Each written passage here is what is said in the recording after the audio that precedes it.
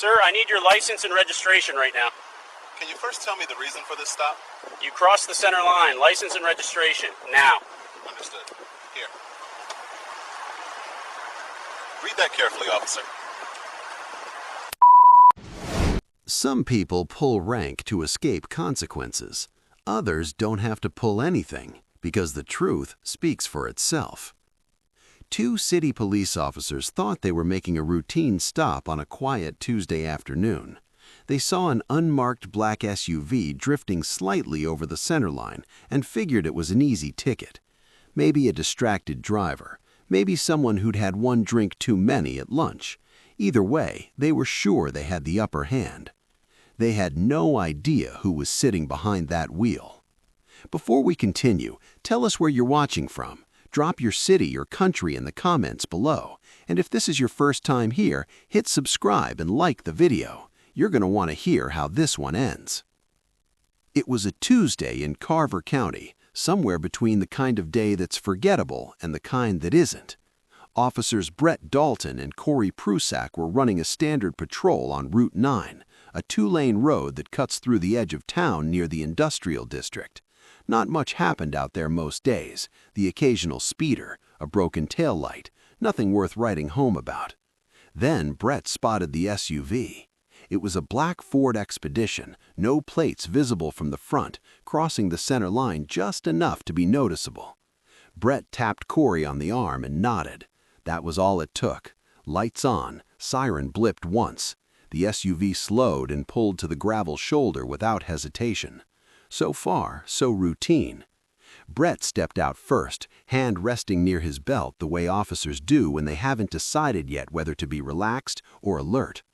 Corey stayed back near the patrol car, the way protocol recommends for a solo vehicle stop. The driver's window came down slowly. The man behind the wheel was in his mid-50s, clean cut, short gray hair.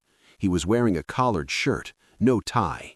His hands were visible on the steering wheel before Brett even reached the door, both of them placed deliberately, like someone who knew exactly how a traffic stop was supposed to go.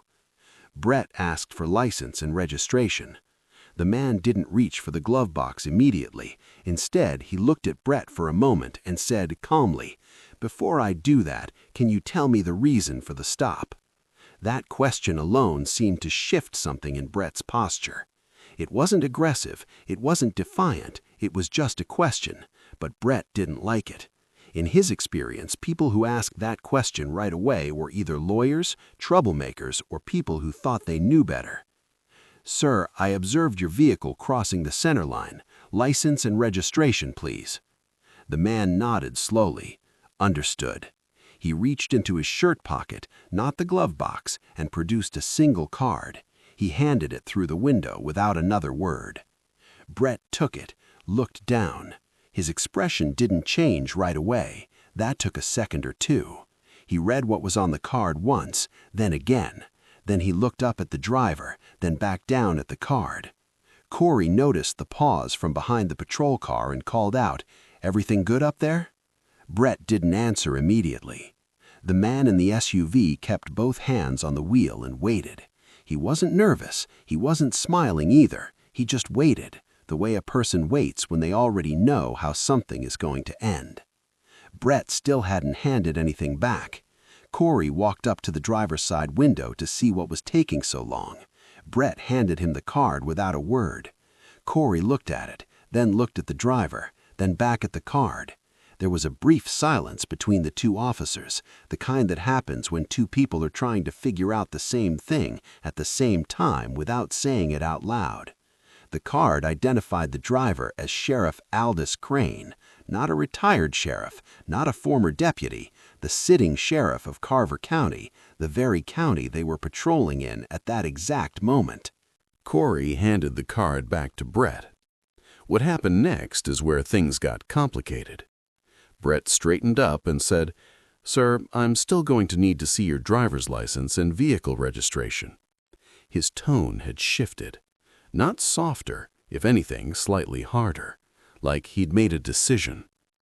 Sheriff Crane looked at him steadily. "You have my identification." "That's a department-issued card," Brett said. "I need a state-issued driver's license." Now, technically, Brett wasn't wrong. A department ID card is not a substitute for a driver's license during a traffic stop. Any officer has the right to request a valid license regardless of who the driver is. That part was by the book. But the way Brett was standing, the way his voice had taken on an edge, suggested this had stopped being about the center line about 30 seconds ago. Sheriff Crane reached into the center console and produced his wallet. He handed over his license without making it a moment. No sighing, no remarks, just handed it over. Brett took it and walked back to the patrol car. Corey stayed at the window. He wasn't saying much, just standing there, which in itself was a form of pressure. Sheriff Crane kept his hands on the wheel and looked straight ahead. A full 7 minutes passed. That's a long time to run a license check on someone who handed you a clean ID without hesitation. Most routine checks take 2, maybe 3 minutes. 7 minutes is a statement. When Brett came back, he had a notepad. "Mr. Crane," he began. "Sheriff Crane," the man in the SUV said, quietly, no heat in it, just a correction. Brett paused. "I'm issuing a written warning for failure to maintain lane." Sheriff Crane accepted the slip of paper. He looked at it briefly, folded it once, and set it on the passenger seat. "Are we done?" he asked. "Yes, sir," Brett said. Sheriff Crane rolled up his window and pulled back onto Route 9 at a careful, measured speed. Brett and Corey stood on the gravel shoulder and watched him go. Neither of them said anything for a moment. Then Corey said, "You think he's going to let that go?" Brett didn't answer. Sheriff Aldous Crane had been in law enforcement for 31 years. He'd started as a patrol officer in a small town 2 counties over, worked his way up through detective work, then administration, and eventually ran for sheriff of Carver County 11 years ago. He won that election by a wide margin. He'd won the 2 after that by even wider ones. He was not a man who made noise unnecessarily. When he got back to the sheriff's department that afternoon, he didn't call a meeting. He didn't summon anyone to his office. He sat down at his desk, opened his laptop, and pulled up the county's shared law enforcement database, the same one that city police and the sheriff's department both accessed for records, incident reports, and body camera footage. He submitted a formal request for the body camera footage from the stop within the hour. That request was logged, time-stamped, and automatically flagged to the city police department's internal affairs division, because any external request for officer footage triggered a notification, standard protocol. By 4:30 that afternoon, Captain Dwight Fossey of the city police department had received that notification on his phone. He read it twice, then he called his lieutenant. "I need everything from Dalton and Prusak's shift today. Specifically anything on Route 9 around 1:45. The lieutenant pulled it up. Captain Foss watched the footage at his desk with the door closed. What he saw wasn't dramatic. There were no raised voices, no hands were laid on anyone, no laws were broken in any clear, obvious way.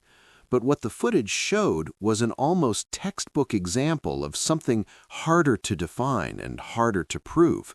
The quiet, deliberate use of authority to inconvenience someone an officer had decided he didn't want to accommodate. 7 minutes on a clean license check, a written warning for a borderline lane drift that most officers would have let go with a verbal, and the deliberate use of "Mr." after being corrected. None of it was illegal. All of it was intentional. Captain Foss sat back in his chair. Here's what made the situation more layered than it first appeared. Brett Dalton wasn't a bad officer on paper. 12 years on the force, commendations, a generally clean record, but there was a history, quiet, unwritten, of friction between the city department and the county sheriff's office. Budget disputes, jurisdictional overlap, the kind of institutional tension that never makes the news but shapes how people treat each other on the ground. Some people inside the city department believed the sheriff's office got more resources and less scrutiny. Brett Dalton was one of those people, and he'd never been shy about saying so in the break room. He just hadn't expected to be on camera when he acted on it. By the following morning, 3 people knew about the footage. By the afternoon, it was 12. That's how these things move inside a department, not through official channels at first, through text messages, hushed conversations in hallways, and the particular silence that falls over a room when someone walks in who isn't supposed to hear what's being said. Brett Dalton found out he was under review the same way most officers do, not from his captain, but from a colleague who pulled him aside near the locker room and told him to watch his back. Brett's first reaction was frustration. He hadn't done anything wrong. He'd followed procedure. The stop was legal. The warning was justified. He told himself that several times over the next few hours, the way people repeat things when they're trying to make them feel more solid than they are. Corey Prusak's reaction was different, quieter. He went home that evening, sat at his kitchen table, and thought about the 7 minutes. He knew if he was being truthful with himself that 7 minutes wasn't about procedure. He'd stood at that window for reasons that had nothing to do with protocol and everything to do with going along with whatever Brett had decided to do. That distinction between doing something wrong and allowing something wrong was going to matter. Captain Foss called both officers into his office separately on Wednesday morning. He didn't raise his voice with either of them. He laid out what the footage showed, what the timeline indicated, and what the formal request from Sheriff Crane's office meant in terms of where this was headed. He gave them both the same information and watched how they each responded to it. Brett was defensive. He cited procedure at every turn. He argued that the sheriff had no special exemption from a traffic stop, and issuing a warning was well within his discretion. All of that was true. None of it addressed what Fossey had actually said. Corey was quiet. At the end of his meeting, he asked one question: "Is there anything I can do to get ahead of this?" That question told Fossey most of what he needed to know about how the 2 men were going to come out of this on the other side. Sheriff Crane, for his part, had not gone to the media. He had not made any public statements. He had filed his footage request, documented the incident through proper channels, and returned to his regular schedule. People who worked closely with him said he seemed no different than usual. Same pace, same tone, same steady presence he'd always carried. But the request was in the system. The footage was flagged, and in Carver County, that meant the outcome was no longer in anyone's hands, but the process itself. The formal review took 3 weeks. Internal Affairs interviewed both officers, reviewed the full body camera footage, examined the incident report, and cross-referenced the timeline of the license check against department averages for similar stops. They also pulled Brett Dalton's previous incident reports, looking not for crimes, but for patterns. They found a few. Nothing that had ever crossed a line clearly enough to trigger action on its own, but small things accumulated over time.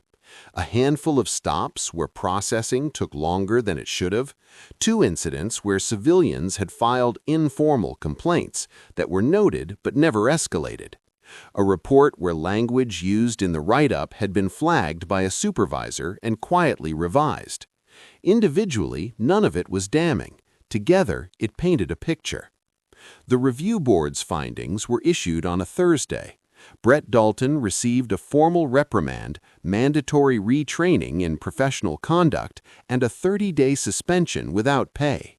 The reprimand went into his permanent file, meaning it would follow him through any future promotions, transfers, or applications within the department. Corey Prusak received a written warning and mandatory retraining. No suspension. The board noted his cooperation during the review as a mitigating factor. Neither man was fired. Some people felt that wasn't enough. Others felt it was fair given that no law had technically been broken. That debate played out in the comment sections of 2 local news outlets that picked up the story, and briefly on a regional radio program where callers had strong opinions in both directions. Sheriff Crane gave one statement when asked by a reporter. It was 4 sentences long. He said the process had worked the way it was supposed to work. He said he held no personal grievance against the officers involved. He said he hoped the outcome served as a reminder that professional conduct applies to every interaction, regardless of who is on either side of it. Then he went back to work. That statement was, in many ways, more powerful than anything a longer response could have been. Brett Dalton returned after his suspension and completed his retraining. Whether the experience changed how he approached his work is something only the people who patrol alongside him would be able to say. Corey Prusak, according to people inside the department, became noticeably more deliberate about when he chose to follow and when he chose to speak up. That's not a small thing. What this story really comes down to isn't rank or authority or who had the right to do what on a gravel shoulder off Route 9. It's about the quiet ways power gets misused when people assume no one is watching, and the equally quiet ways accountability works when someone decides to let the process do what it's built to do. Sheriff Crane could have made noise. He chose not to, and somehow that made everything that followed louder. So here's the question worth sitting with. Do you think the outcome was fair? Should Brett Dalton have faced stronger consequences, or did the process get it right? Drop your thoughts in the comments. And if this story kept you watching, hit like and subscribe. There are more stories like this one waiting for you.